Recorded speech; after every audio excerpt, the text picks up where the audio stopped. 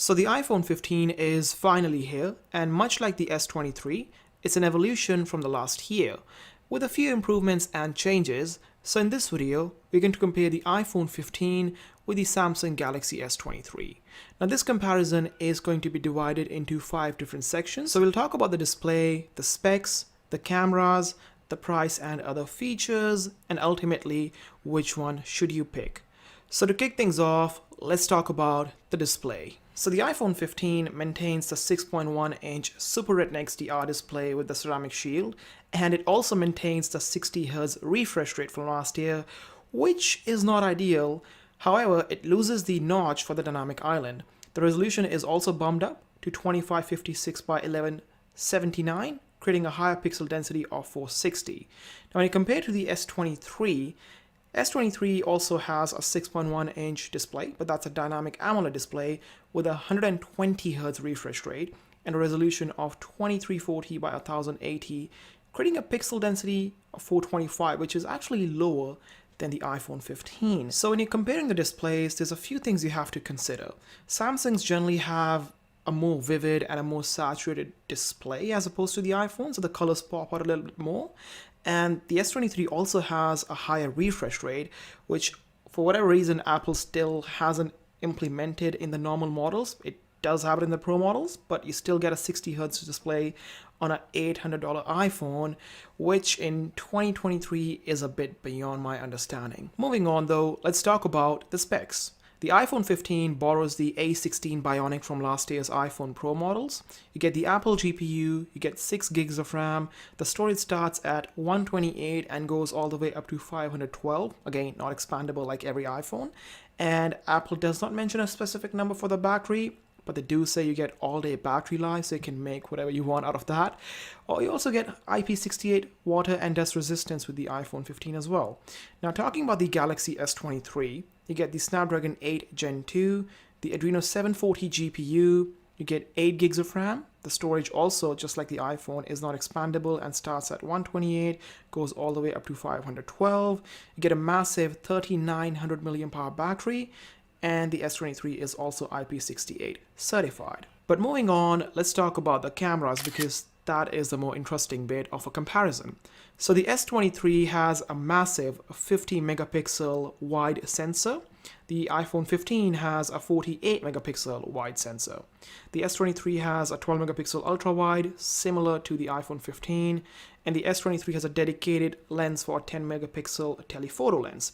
On the iPhone 15, however, Apple uses the main 48 megapixel wide sensor to create a 12 megapixel telephoto picture. So although there's not a dedicated lens for it, you can still take telephoto pictures from the iPhone 15. Now this is where things get a bit crazier because the S23 has 8K video recording capabilities up to 30 frames per second, which the iPhone does not. The iPhone can only do 4K up to 60 FPS, which the S23 can as well. And the S23 can do slow motion video up to 960 frames per second in 1080p compared to 240 on the iPhone. The iPhone has a cinematic mode and the S23 can do videos in HDR10+. Now coming to the front cameras, they both share a 12 megapixel sensor, so they both have a 12 megapixel sensor for the front camera. The iPhone 15, however, can do 4K video up to 60 FPS, whereas the S23 is only limited to 30 frames per second.